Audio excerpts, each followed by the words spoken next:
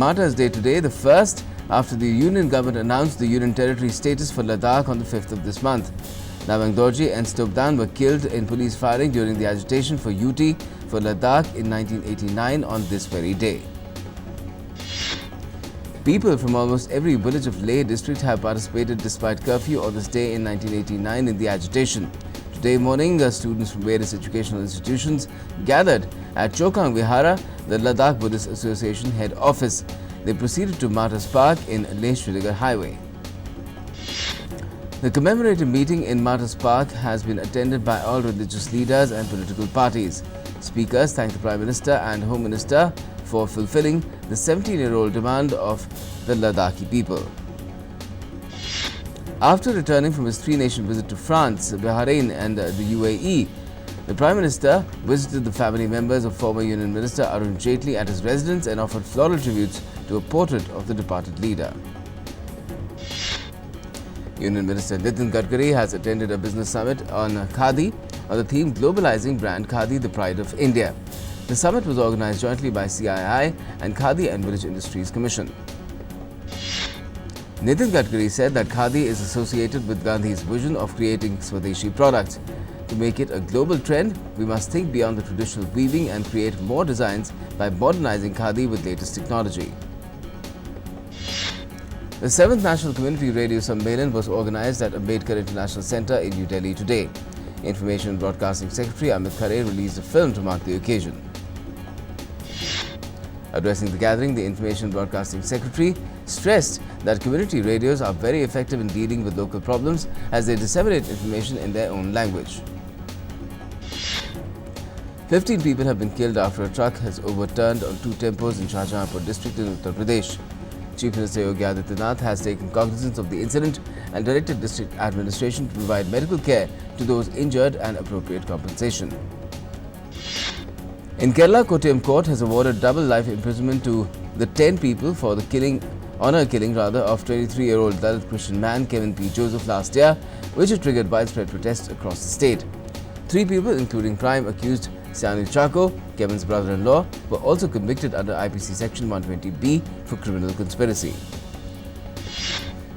While addressing Vijay Sankalp Sangbad in Ambala region of Haryana, Bharatiya Janata Party Working President JP Nadda emphasized on strengthening each booth.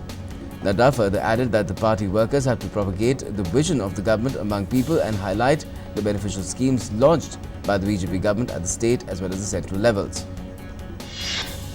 Union Urban Development Minister Hardeep Singh Puri has addressed the 15th conference of CBRE in New Delhi. He said that the economy has to grow around 7% and we have to make transition from being a $2.8 trillion economy to $5 trillion by 2024 and $10 trillion by 2029.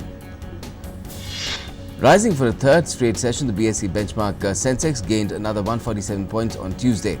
The 30-share Sensex ended 147.1 points or 0.39% higher at 37,641.27.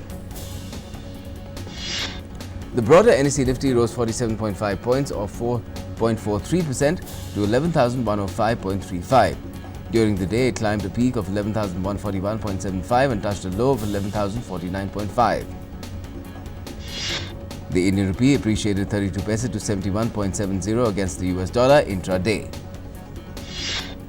Brent crude futures, the global oil benchmark, rose 0.93% to USD 58.66 per barrel. After rising for 5 consecutive days, gold prices on Tuesday held steady at 39,670 rupees per 10 grams in the national capital, according to the Oil India Sarafa Association. Silver gained 190 rupees to 46,740 per kg on increased offtake by industrial units and coin makers. The Reserve Bank of India has approved a payout of 1.76 lakh crore rupees to the government from its surplus and reserves after an expert committee chaired by former Governor Bimal Jalan made its recommendations to the central bank. The transfer includes 1.23 lakh crore rupees of surplus for 2018-19 and 52,637 crore rupees of excess provisions identified under a revised economic capital framework adopted by the RBI board. The transferred amount is over 3 times the 5-year average of 53,000 crore rupees.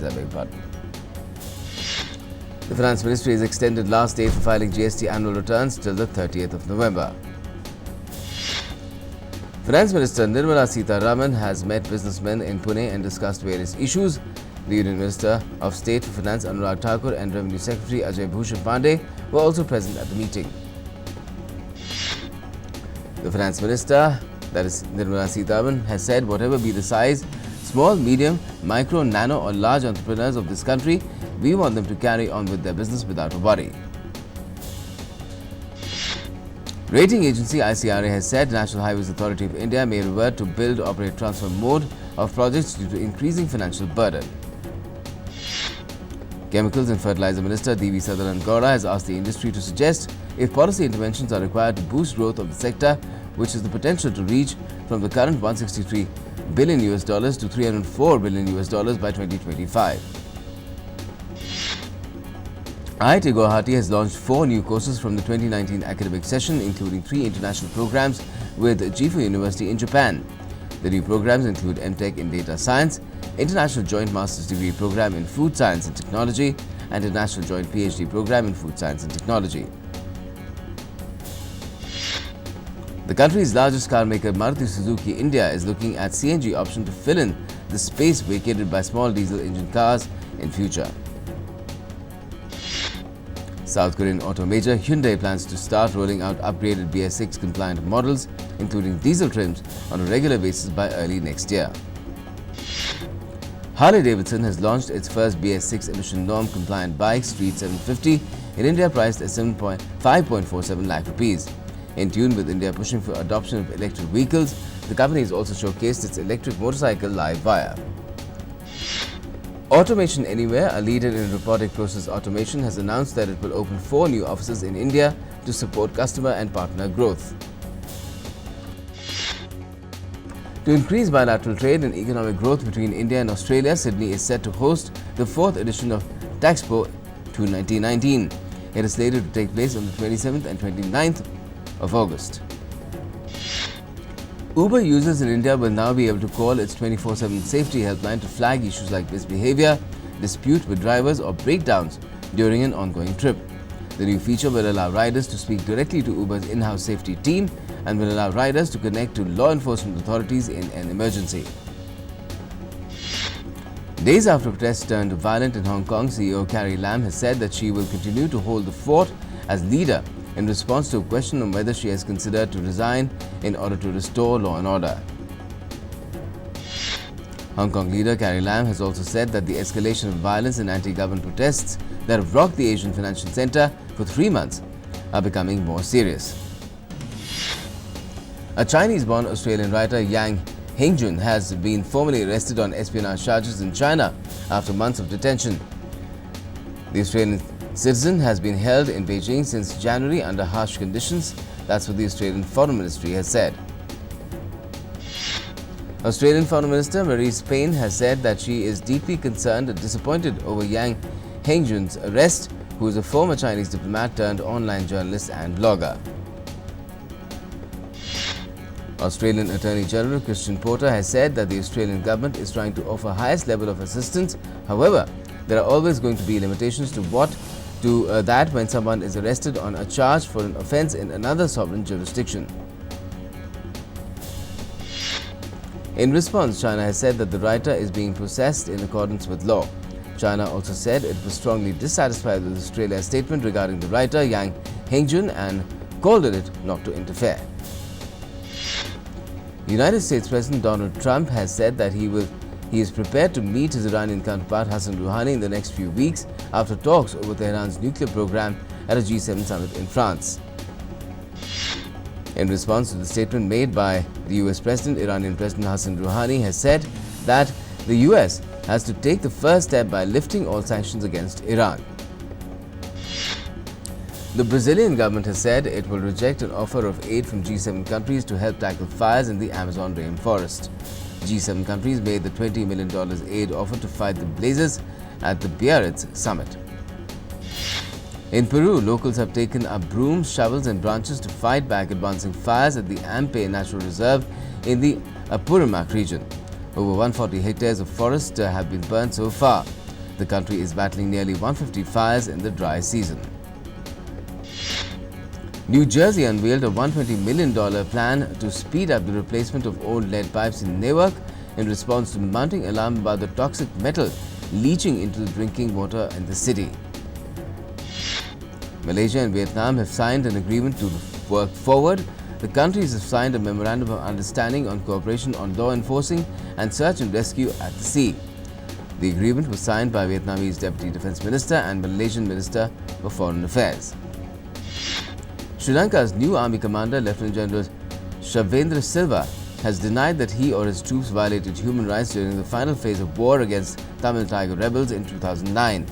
His appointment had sparked criticism, with a United Nations panel accusing Silva's army division of suspected extrajudicial executions of unarmed rebels in the final weeks of the war. Sudan has urged the UN Security Council to lift the suspension of troop withdrawals and ensure all peacekeepers leave Darfur by the June 2020, but the African Union has said overall security in the vast western region remains volatile. Venezuelan migrants started protesting after Ecuador shut its border to hundreds of Venezuelans waiting to cross, as new restrictions from Quito on migrants fleeing the OPEC nation have come into effect. An unmanned spacecraft carrying Russia's first humanoid robo to be sent into orbit successfully docked at the International Space Station following a failed attempt over the weekend. The life-size robot copies human movements, a key skill that allows it to help carry out tasks remotely. Thailand's royal palace has released photos of King Maha Vajiralongkorn and his recently anointed royal consort, though the official website hosting the images became inaccessible within a few hours. Pharma giant Johnson & Johnson has been found liable for fueling an opioid epidemic in Oklahoma by deceptively marketing painkillers. The drug maker has been ordered to pay damages of $572 million, which will be used to address the epidemic for the next 30 years through addiction treatment and prevention programs. One of the oldest Moscow nunneries, Rozhdestvsky convent, in fact, constructed in the 14th century, caught fire last night. Investigation has begun on what caused the fire and how much damage has been done to the historical building. Videos of flooded streets in Madrid are going viral on the internet. The videos taken by Madrid residents show one of the worst affected neighborhoods, Arganda de Rey, as a heavy rains drenched the Spanish capital. Spanish Navy specialists have detonated an old explosive device dating back to the Spanish Civil War that had been found underwater just off one of Barcelona's most popular beaches. Prime Minister Narendra Modi met shuttler PV Sindhu and called the badminton star India's pride, and said she has brought glory to the nation by becoming the first Indian to win gold at the BWS Championships. Union Minister for Youth Affairs and Sports Kiran Rijiju also met shuttler PV Sindhu and said the badminton star has made the nation proud by becoming the first Indian to win gold at BWS Championships. The Sports Minister also further said that he in fact presented a 10 lakh rupees check to PV Sindhu for a historic triumph at the World Championships in Basel in Switzerland. The Delhi and District Cricket Association has decided to rechristen Firoz Shah Kotla Stadium as Arun Jaitley Stadium in the memory of its former president. Serena Williams trounced old foe Maria Sharapova 6-1, 6-1 in their blockbuster first-round clash at the US Open in New York to get her quest for a record-tying 24th Grand Slam title off to a flying start. Roger Federer gave Sumit Nagal a tough fight to Grand Slam tennis as the five-time champion weathered an early storm for a 4-6, 6-1, 6-2, 6-4 win to reach the second round of the US Open. Sumit Nagal became the first Indian to win a set against Roger Federer. Nagal achieved the feat during the first round match against Federer in the ongoing US Open as he outclassed him in the first set. India's top-ranked men's singles player Prajesh Gunneswaran was knocked out in straight sets 4-6, 1-6, 2-6 to world number 5 Daniil Medvedev of Russia in the first round of the US Open. It was his fourth successive first-round exit at the Grand Slams. Novak Djokovic began his US Open title defense in style with a 6-4, 6-1, 6-4 win over Spaniard Roberto Carballés Baena in the first round action. Djokovic got an early break to go ahead 2-0 in the second set and never looked back as he used a mix of deft volleys, solid movement and great instincts to secure the win. French Open champion Ash Barty survived a first-round scare at the US Open, staving out 25-year-old Serena Diaz 1-6, 6-3, 6-2 after struggling to find her footing as the action kicked off at Arthur Ashe Stadium. Reilly Opelka secured an upset victory, defeating 11th seed Fabio Fognini 6-3, 6-4, 6-6 and 6-3 to win his first main draw match at the tournament. The 21-year-old American hit 26 aces and saved 5 of 7 break points to come out on top. Ashish Kasodekar of Pune has become the first Indian to complete 555-kilometer marathon, the La Ultra Marathon. The 555-kilometer marathon redefines the limits of human endurance, both mental and physical, at an altitude of 18,000 feet from mean sea level, with limited oxygen to breathe and temperatures ranging between -10 to scorching 40 degrees Celsius. Romelu Lukaku scored on his Serie A debut for Inter Milan as they convincingly beat 10-man Lecce. The Belgian striker, signed by Inter for a club record €80 million from Manchester United on the 8th of August, tapped in the third goal in the 60th minute. New Zealand won the second test against Sri Lanka by an innings and 65 runs. The Kiwis resumed their play from 385 for 5 on the final day and declared the first innings at 431.6 for 6 wickets, posting a target of 188 runs for Sri Lanka to win the game. Kiran Isha from Poonch in Jammu and Kashmir has decided to take the Ganesh idol from Mumbai to Poonch in Jammu and Kashmir to celebrate Ganesh Utsav near the line of control. She said that she has been doing it for the last 10 years to boost the morale of Jawans and to instill the feeling of harmony among citizens. Primitive folk dance and arts of Odisha were performed in Bhubaneswar. Every 26th of the month, Odisha celebrates its culture through folk dance and art. Prafulla Kumar Pati is winning hearts of his students by his energetic way of teaching through songs and dances. Popularly known as Dancing Sir of Koraput, Pati believes that this way of teaching not only keeps children physically active but also enhances their ability to learn and involve more. A collection of 27 outfits worn by Hollywood legend Olivia de Havilland is going up for auction next month, some of them worn on screen during her acting career more than 50 years ago. Prices of the outfits, some of which include shoes, range from $300 to $5,000. Items for the life and career of blues legend B.B. King are going up for sale with Julian's Auctions. The late singer's estate is selling 500 items including clothes, jewelry and guitars, including a staged-used replica of Lucille. For the last 4 years, Indonesian Rizal Dian Syaputra has spent his days introducing his hometown to tens of thousands of tourists from around across the world who are eager to get a glimpse of the giant lizards called the Komodo dragon that are only found in this part of the world. As a naturalist guide on Komodo Island, Syaputra has been explaining the lizard's habitat and life to curious visitors. Feather-clad dancers took to the streets of West London in glorious sunshine for 2 days on Notting Hill Carnival on Monday. Monday's grand finale parade followed the more family-friendly event on Sunday. Georgian strongman and weightlifter Georgia Georgi Rostomashvili pulled a 200-ton sea boat with his middle finger on Sunday. Georgian Records Federation said that they will soon contact Guinness Book of World Records.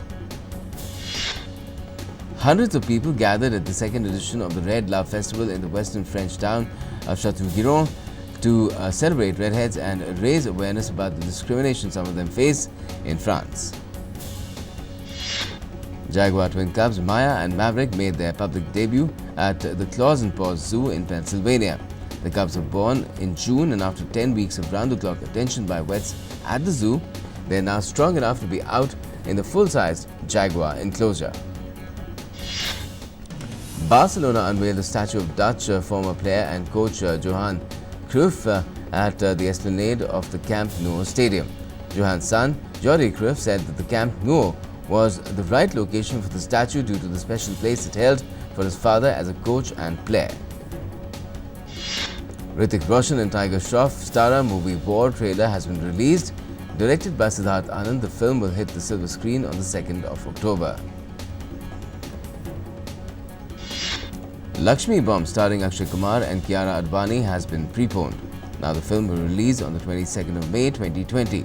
Earlier, the film was scheduled to hit the silver screen on the 5th of June 2020. Boman Irani recently joined the cast of film 83. The movie starring Ranveer Singh will chronicle the life of cricketer Kapil Dev. Directed by Kabir Khan, the movie is slated to release on the 10th of April next year.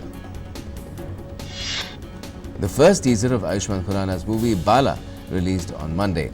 Ayushmann will be seen playing a role of a bald man in the film. The movie will also star Bhumi Pednekar and Yami Gautam.